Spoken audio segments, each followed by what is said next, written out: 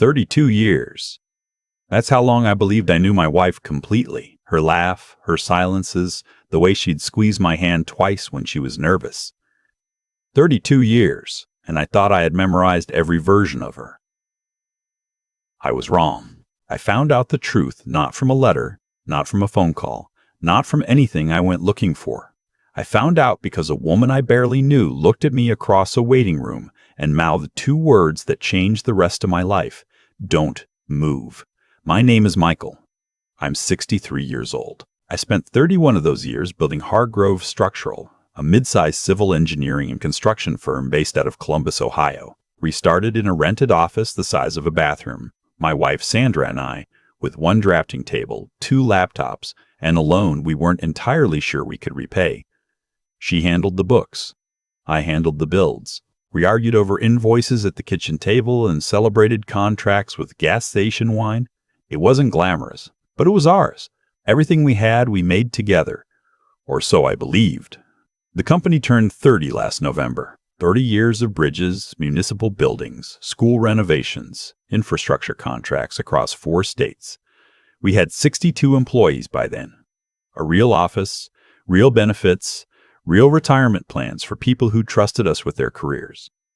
When I walked those floors, I didn't feel like a CEO. I felt like a man who had kept a promise. To himself, to his workers, to the version of himself who once sat in that tiny rented room and dared to believe this could work. Sandra had stepped back from day-to-day operations about 6 years earlier. Her choice, not mine. She said she wanted space to breathe, to travel, to take her pottery classes, to stop thinking about quarterly reports at 2 a.m. I understood. We both earned that kind of breathing room. She remained on the company's documents as a co-owner, which was right and fair. Half of what Hargrove Structural was belonged to her. I never questioned that, not once. What I didn't know, what I had no reason to suspect, was that for nearly 8 months before that November, Sandra had been meeting quietly and regularly with a man named Victor Crane. Victor had approached us 5 years prior about a partnership. He ran a project management firm with connections to state-level contracting, the kind of relationships that could, in theory, open significant doors for a company like ours.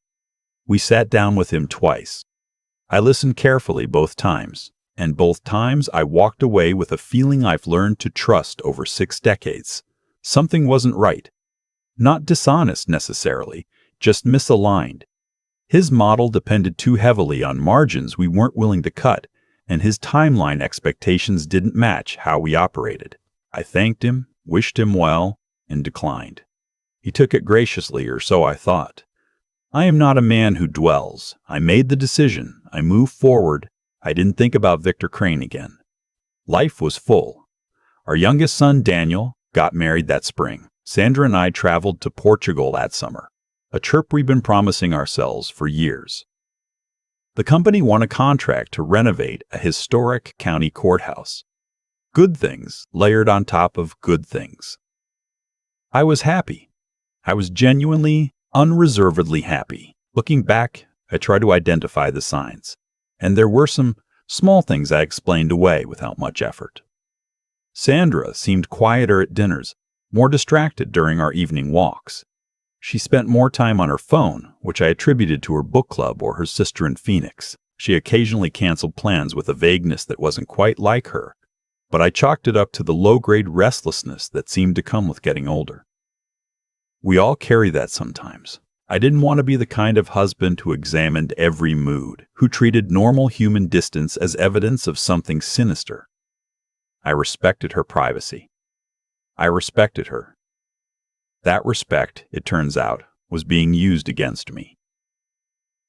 It was a Tuesday in early October. I was in the area of the Meridian Wellness Center, a spa and rehabilitation facility near our old neighborhood, because I was picking up a printed birthday cake design from the bakery 2 doors down. Sandra's 61st birthday was 11 days away. I'd ordered a custom piece, a small ceramic glaze pattern on the frosting that matched one of her pottery works. The bakery owner had printed a proof copy for my approval before the final order. The Meridian shared a small lobby and waiting area with the bakery through a connected interior corridor. It was easier to cut through than walk around the building, especially given the cold that day. I pushed through the glass door, smiled at the young woman at the front desk, her name tag read Carolyn, and started toward the bakery entrance at the far end. Carolyn looked up from her desk, and then she looked past me, toward the front entrance behind me, and something shifted in her expression. Not alarm exactly, more like recognition of a situation she'd apparently witnessed before. She stood up, quickly, quietly, and came around the desk. She reached my side in 4 steps and put her hand very lightly on my forearm. Her voice was barely a breath. She said, "Sir, please, follow me. Right now. Don't make a sound. I'm not a man who startles easily." But something in her tone reached past my composure and pulled. I followed her. She guided me behind a floor-length folding partition near the hallway that led to the treatment rooms, the kind of partition typically used to create a visual barrier when they were reconfiguring the seating layout. There was just enough space behind it to stand without being seen from the lobby entrance. I looked at her, bewildered. She held one finger to her lips, and then I heard the front door open.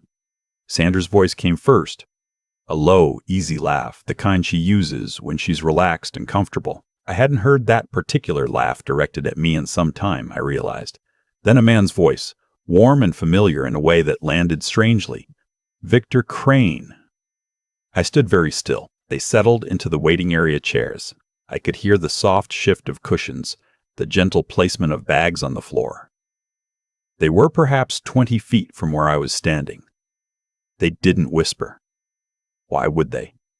They had no reason to think anyone who mattered could hear them. "He's been asking about the power of attorney again," Sandra said.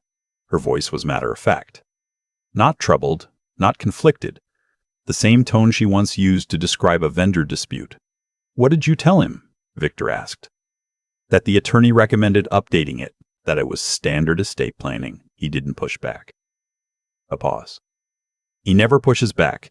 That's the thing about Michael. He trusts. He just trusts." The way she said it, not with tenderness, but with a kind of impatient practicality, as though my trust were an inconvenience she'd been working around, I felt something inside me go very quiet. Not numb. Quiet. The way a room goes quiet before something structural gives way, Victor said. "So once it's signed, the co-ownership stake transfers to operating control under the new holding entity. Hargrove Structural becomes an asset of Crane Hargrove Partners within 18 months. His name stays on the letterhead, if that makes him feel better," Sandra said. "He won't understand what he's signing until it's already done." I put my hand against the wall behind me, not to steady myself physically, more to confirm that the wall was real, that I was real, that I was standing in a wellness center lobby in Columbus, Ohio, listening to my wife of 32 years describe the mechanics of transferring everything I had built to a man I had declined to partner with 5 years ago, for reasons I now understood with terrible clarity. There was more. I heard all of it. Victor outlined the timeline. The signed power of attorney would be executed within 30 days. A second document transferring co-owner operational authority had already been drafted. Sandra mentioned a meeting with an accountant named Flores who had been, in her words, helpful and discreet. They discussed the anniversary celebration Hargrove was planning for the following month, the 30-year party for employees and clients. Victor thought it was good timing. Things would be moving quietly by then, beneath the surface, and no one would be looking. I thought of 62 people, their mortgages, their families, their retirement contributions. I thought of the courthouse renovation, a contract signed in good faith. I thought of 32 years. I did not move. When Carolyn had guided me behind that partition, I didn't know why she'd done it. I found out later, quietly, when I came back to thank her. She had recognized Sandra from previous visits, many previous visits, always with Victor, always in the same chairs, always with an air of routine. She had noticed things, the lowered voices, the documents spread between them that weren't spa paperwork. She was not certain of anything, but she had seen the way I looked when I walked in. A husband with a bakery proof in his coat pocket, heading to surprise his wife for her birthday. and she had made a judgment call. I will be grateful to that woman for as long as I live. When Sandra and Victor left, unhurried, easy, as people leave places they feel safe, Carolyn came back around the partition. She looked at me for a moment and said nothing. I said nothing either. Then she walked to the desk, poured a cup of water from the cooler, brought it to me without a word, and went back to her work.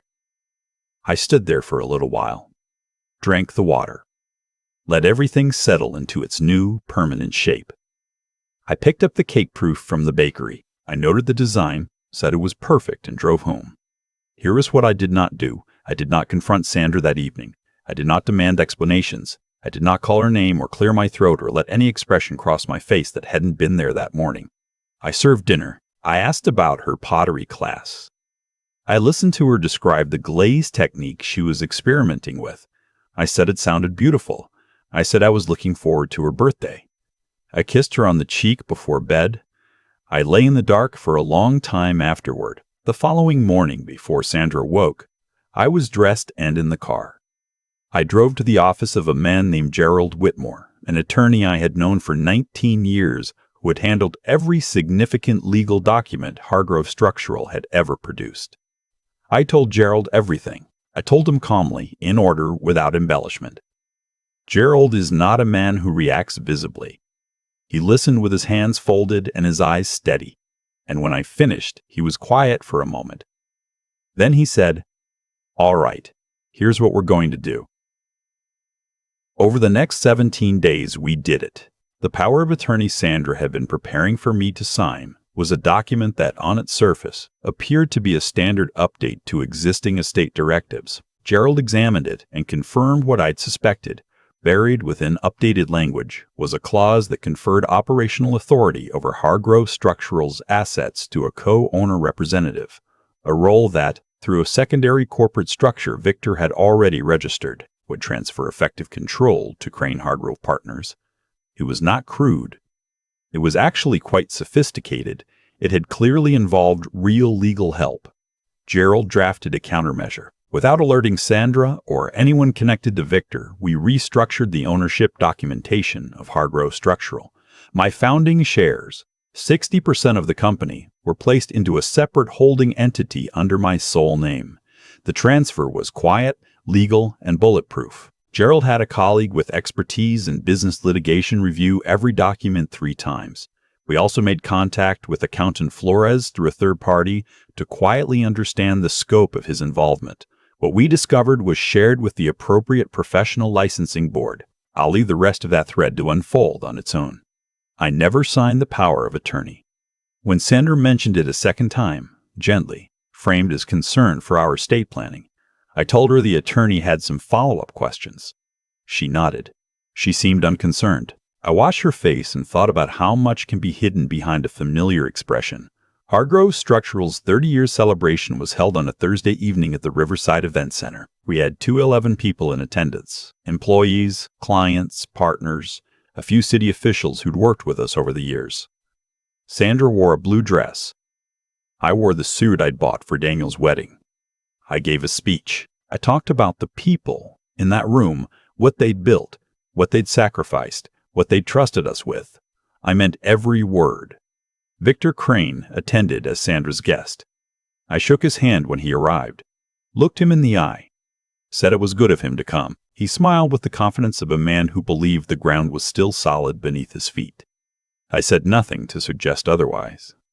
4 days later, Gerald delivered letters to both Sandra and Victor's respective legal representatives. The letters outlined, in precise and thorough language, the full scope of what had been discovered, what had been restructured, and what legal exposure each party was facing related to the power of attorney scheme and the related accountant involvement. Sandra's letter also included a formal notification of my intent to file for divorce.